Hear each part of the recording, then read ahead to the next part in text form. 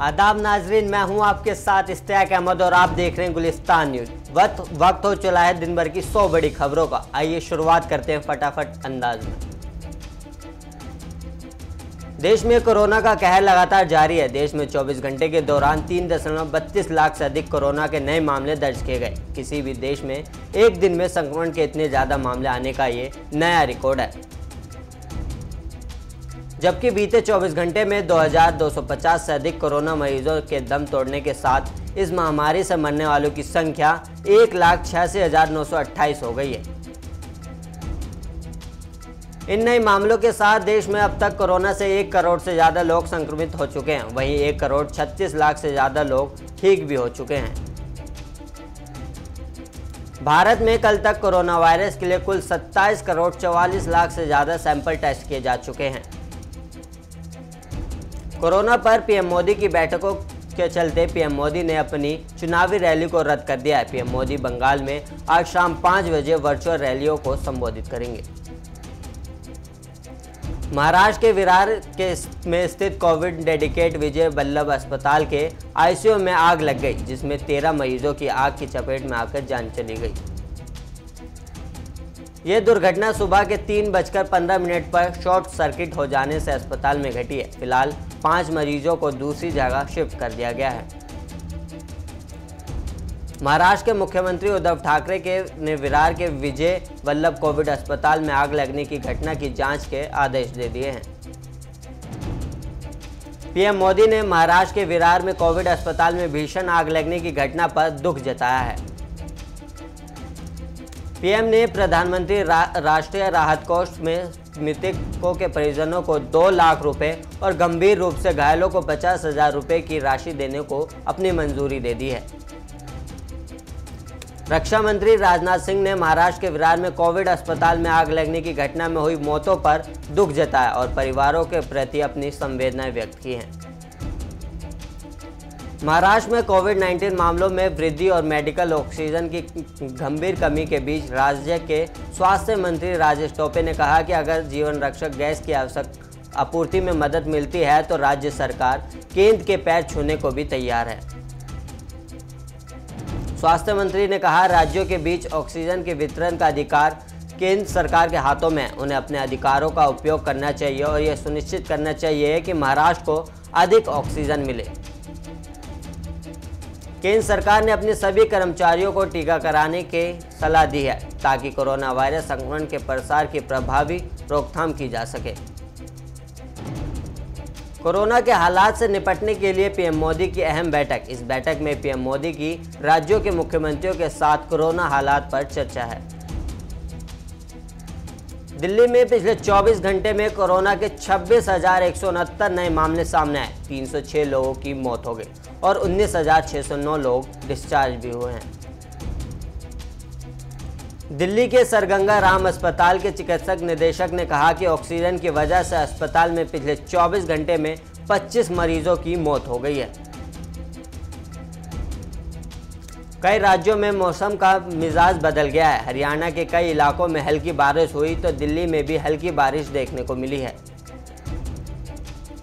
UP में 24 घंटे में 34,379 नए केस आए, जो एक दिन में प्रदेश में कोरोना संक्रमितों की सबसे बड़ी संख्या है। कोरोना के चलते प्रदेश में 195 लोगों की मौत हुई।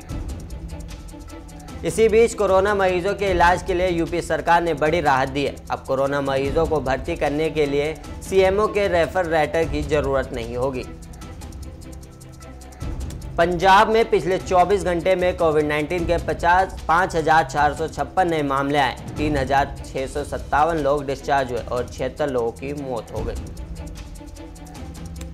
झारखंड में कोरोना संक्रमण तेजी से पांव पसार रहा है। इसी बीच राज्य सरकार ने बड़ा फैसला लेते हुए 1 मई से 18 वर्ष के उम्र के लोगों को फ्री में कोरोना वैक्सीन लगाए जाने का निर्णय लिया है। मुख्यमंत्री हेमंत सोरेन ने ट्वीट कर इसकी जानकारी दी। सीएम ने बताया कि राज्य में आज हुई मैराथन बैठक के दौरान ये फैसला लिया गया है।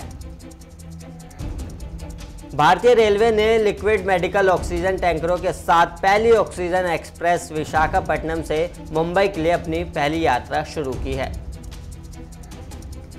वहीं उत्तर प्रदेश में मेडिकल ऑक्सीजन की जरूरत पूरी करने के लिए एक दूसरी ऑक्सीजन एक्सप्रेस को भी रवाना किया गया। महाराष्ट्र सरकार ने वसूली का खेल उजागर करने वाले मुंबई के पूर्व पुलिस आयुक्त परमवीर सिंह के खिलाफ भ्रष्टाचार के आरोपों की जांच के आदेश दिए हैं। बीजेपी सांसद मनोज तिवारी भी कोरोना पॉजिटिव पाए गए हैं। उन्होंने खुद को आइसोलेट कर लिया है। मनोज तिवारी ने ट्वीट कर खुद इसकी जानकारी दी है। बीजेपी सांसद मनोज तिवारी ने अपने ट्वीट में लिखा, मैंने पिछले 2-3 दिन से हल्का फीवर महसूस किया तो आज टेस्ट कराया, मेरी कोविड-19 की रिपोर्ट पॉजिटिव आई है। कोरोना संक्रमण के बढ़ते प्रकोप को देखते हुए पुडुचेरी में आज रात 10 बजे से 26 अप्रैल की सुबह 5 बजे तक लॉकडाउन लागू रहेगा। पुडुचेरी में लॉकडाउन के दौरान कई नियम लागू रहेंगे। आवश्यक सेवाओं को छोड़कर सभी दुकानों और व्यापारियों प्रतिष्ठानों को दोपहर 2 बजे तक ही व्यापार करने की अनुमति होगी। होटल और रेस्टोरेंट को 2 बजे के बाद पार्सल में खाने की सामग्री बेचने की अनुमति होगी। होम डिलीवरी की सेवाएं रात 10 बजे तक ही खुली रह सकती हैं। कोई भी धार्मिक जुलूस या त्योहार पूजा के स्थानों पर नहीं होगा, जबकि सुरक्षा प्रोटोकॉल के पालन के साथ प्रार्थना की अनुमति होगी। दिल्ली हाईकोर्ट और ट्रायल कोर्ट में 15 मई तक केवल अर्जेंट हियरिंग की होगी। कोरोना के बढ़ते प्रकोप को देखते हुए ये फैसला लिया गया है। यूपी में औरैया सदर से बीजेपी विधायक रमेश दिवाकर का कोरोना से निधन हो गया। मेरठ में कोरोना का इलाज चल रहा था। रेमडेसिविर इंजेक्शन की कालाबाजारी को लेकर नीति आयोग के सदस्य वीके पॉल ने स्पष्ट चेतावनी दी है कि अगर अस्पतालों ने इसके लिए सुधार नहीं किया तो सख्त कार्रवाई की जा सकती है। आयोग ने कहा कि एक अनुमान के मुताबिक देश में इस समय अस्पतालों में भर्ती मरीजों में से अधिकतम 10% को ही रेमडेसिविर इंजेक्शन दिया जा सकता है। कोरोना वायरस की बढ़ती समस्या के बीच दिल्ली के एम्स द्वारा नई गाइडलाइन जारी की गई है। एम्स द्वारा इन नए दिशा निर्देशों में हल्के और गंभीर लक्षण होने पर उपायों की जानकारी दी गई है। एम्स की नई गाइडलाइंस में बताया गया है कि अगर किसी व्यक्ति को कोरोना के हल्के लक्षण आते हैं तो उसे घर में ही आइसोलेट होने की कोशिश करनी चाहिए।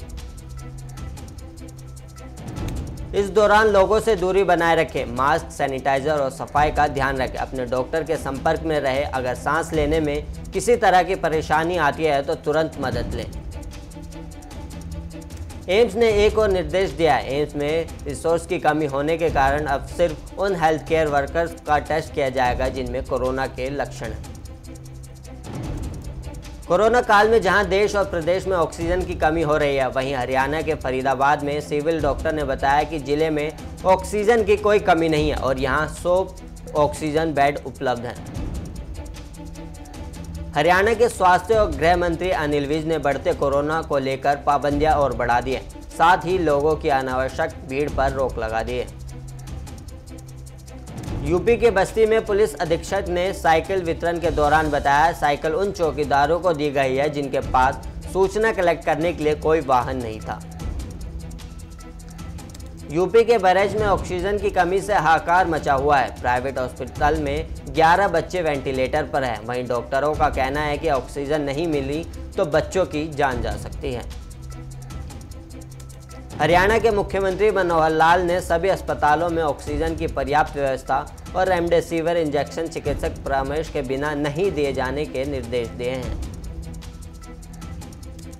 हरियाणा के पानीपत में लगातार ऑक्सीजन की कमी की शिकायत सामने आने के बाद सीएमओ ने आश्वासन देकर कहा कि नहीं होने दी जाएगी मरीजों को ऑक्सीजन की कमी। झारखंड के मुख्यमंत्री हेमंत सोरेन ने मेडिकल कॉलेज सुप्रिंटेंडेंट के निदेशकों और निजी अस्पतालों के प्रतिनिधियों के साथ वीडियो कॉन्फ्रेंसिंग के माध्यम से कोरोना संक्रमण की बढ़ती रफ्तार को लेकर विचार विमर्श किया। राजस्थान के करौली में तेज रफ्तार बोलेरो की टक्कर से बच्ची की दर्दनाक मौत हो गई। मौके पर पहुंची पुलिस जांच कर रही है।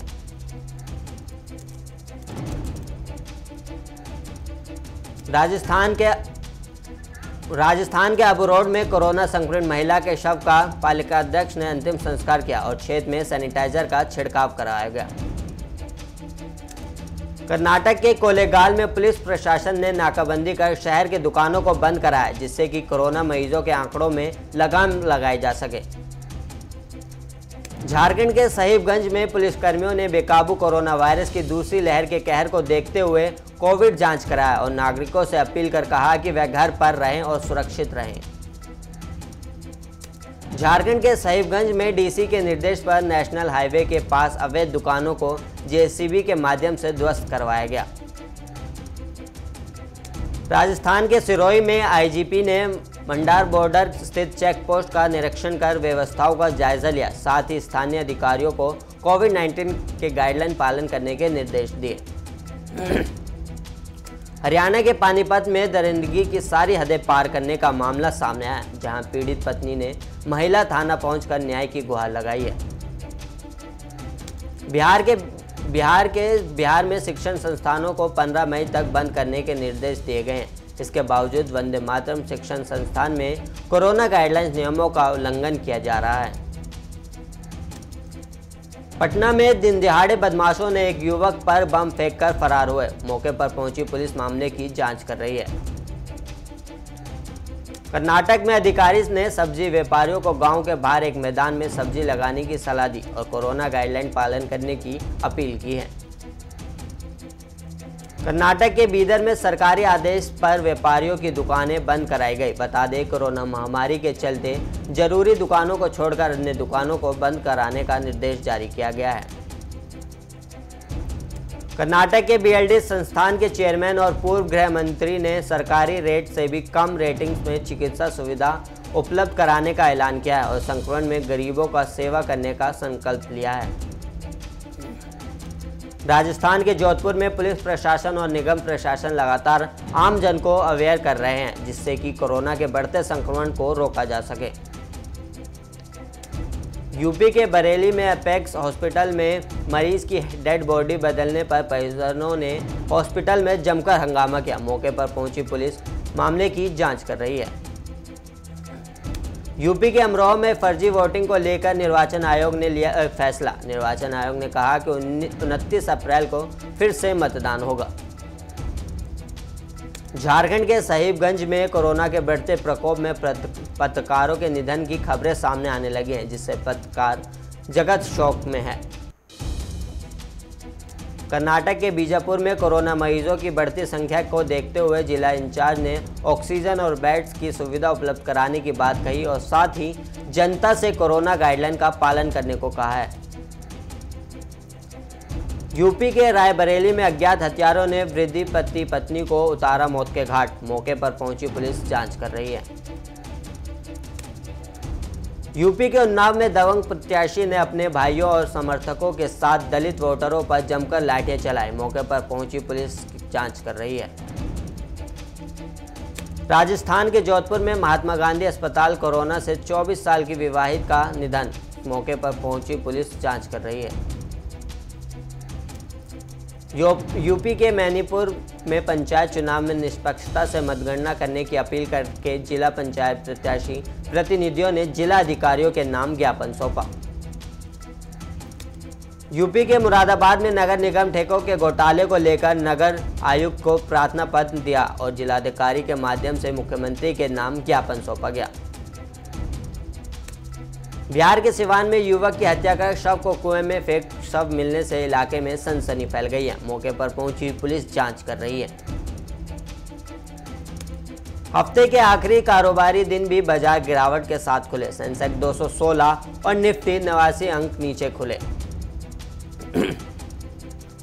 आज भी पेट्रोल डीजल के दाम में कोई बदलाव नहीं हुआ है। पेट्रोल 90.40 रुपये प्रति लीटर और डीजल 80.73 रुपये प्रति लीटर पर बिक रहा है। दूसरी बार का कोरोना पहली बार की तुलना में ज़्यादा घातक हो सकता है। हालांकि बाजार पर खास असर नहीं होगा। आशंका है कि यहां से बॉम्बे स्टॉक एक्सचेंज का सेंसेक्स 3 से 4 हज़ार तक टूट सकता है। साउथ अफ्रीकी बैंक ने एक बड़ा ऐलान किया है। दरअसल दक्षिण अफ्रीका के दूसरे सबसे बड़े बैंक फर्स्ट रैंड बैंक ने भारत में अपना कारोबार बंद करने का ऐलान किया है।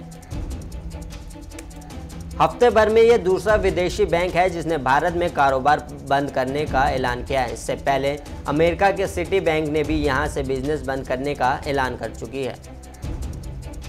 आपको बता दें कि फर्स्ट रैंक बैंक को 2009 में भारत में बैंकिंग लाइसेंस मिला था। पहले बैंक इन्वेस्टमेंट बैंकिंग का कारोबार कर रहा था, बाद में रिटेल कारोबार में भी उतर गया। भारत की इकोनॉमिक ग्रोथ इस फाइनेंशियल ईयर में 11% रह सकती है। ये बात एस&पी ग्लोबल रेटिंग ने कही है। एस&पी ग्लोबल रेटिंग ने यह भी कहा है कि लॉकडाउन से ग्रोथ पर बड़ा दबाव पड़ सकता है और कोविड पर काबू पाना बड़ी चुनौती होगी। हाल के दिनों में कोविड संक्रमण के नए मामलों में तेज उछाल आया है, जिससे यहां दूसरी लहर चल रही है। एस&पी के मुताबिक 2023 में जीडीपी ग्रोथ 6.1% और उससे अगले साल 6.4% रह सकती है। दिल्ली हाईकोर्ट ने सोशल मीडिया प्लेटफॉर्म फेसबुक और व्हाट्सएप को तगड़ा झटका दिया है। कोर्ट ने सीसीआई के खिलाफ दायर की गई दोनों कंपनियों की याचिका को खारिज कर दिया है। दुनिया में अब तक 14 करोड़ 44 लाख से ज़्यादा लोग कोरोना की चपेट में आ चुके हैं। इनमें 30,71,000 मरीजों की मौत भी हो चुकी है।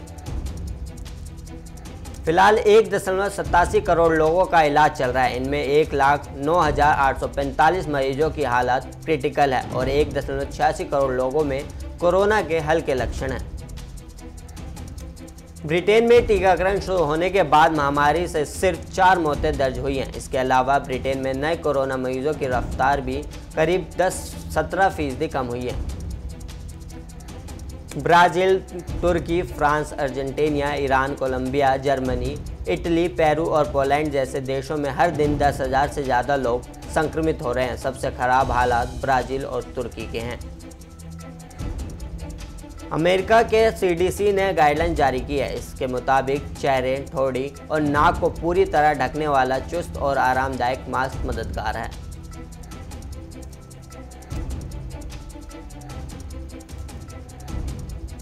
इंग्लैंड की एक फैमिली कोर्ट में अनोखा मामला सामने आया है। इसमें एक बेटे ने अपने पिता की संपत्ति से जुड़ी जानकारी छुपाई ताकि तलाक लेने वाली उसकी मां करोड़ों की दौलत ना ले जाए। थाईलैंड का 51 साल पुराना धमकाया मंदिर रात को बिजली के बजाय मोमबत्तियों की रोशनी से रोशन हो उठा। दरअसल ये मौका था अर्थ डे यानी पृथ्वी दिवस का। इस मौके पर बौद्ध भिक्षुओं ने 78 एकड़ में फैले मंदिर परिसर में 3.3 लाख मोमबत्तियां जलाई और पृथ्वी को सहेजने के संदेश दिए। पाकिस्तान पिछले एक हफ्ते से भी ज़्यादा वक्त से हिंसा की आग में जल रहा है। लाहौर समेत पंजाब के कई शहरों में तोड़फोड़, पुलिस थानों पर गोलीबारी की घटनाएं जारी हैं। पाकिस्तान की धार्मिक पार्टी टीएलपी फ्रांस के राजदूत को देश से निकालने की मांग को लेकर हिंसक प्रदर्शन कर रही है। अब इस मुहिम को उग्रवादी संगठन तहरीक-ए-तालिबान पाकिस्तान का भी समर्थन मिल गया है। Ajay Devgn star Bhuj the pride of India इस साल 15 अगस्त को OTT platform Disney plus Hotstar पर रिलीज होगी। दरअसल मेकर्स को फिल्म के लिए यह समय सबसे बेहतर लगा है। वरुण धवन मुंबई एयरपोर्ट पर पेपराजी पर नाराज हुए नजर आए। इस दौरान वरुण ने कहा, आप लोगों को ज़्यादा जिम्मेदार होना चाहिए, भीड़ लगा रहे हो, ये गलत है। 2019 में मणिकर्णिका से बड़े पर्दे पर डेब्यू कर चुकी अंकिता लोखंडे को फिल्मों में पहला लीड रोल मिल गया है। इस फिल्म का टाइटल इति है। इसके प्रोड्यूसर विवेक ओबरॉय हैं। खबर आ रही है कि अंकिता ने इस फिल्म को साइन कर लिया है। इसमें एक ऐसी लड़की की कहानी दिखाई जाएगी जो अपने मर्डर की मिस्ट्री खुद सॉल्व करती है। आशिकी का यादगार संगीत देने वाले मशहूर संगीतकार जोड़ी नदीम श्रवण के श्रवण राठौड़ का निधन हो गया। 2 दिन पहले उनके कोरोना संक्रमित होने की खबर सामने आई थी।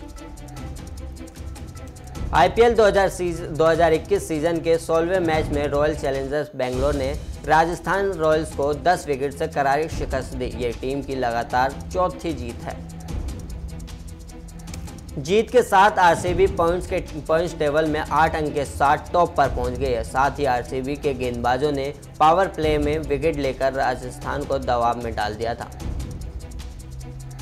एबी डिविलियर्स की पत्नी डैनियल डिविलियर्स और युजवेंद्र चहल की पत्नी धनश्री भी ये मैच देखने पहुंची थी। ये दोनों अपनी टीम के लिए लकी चार्म साबित हुई हैं।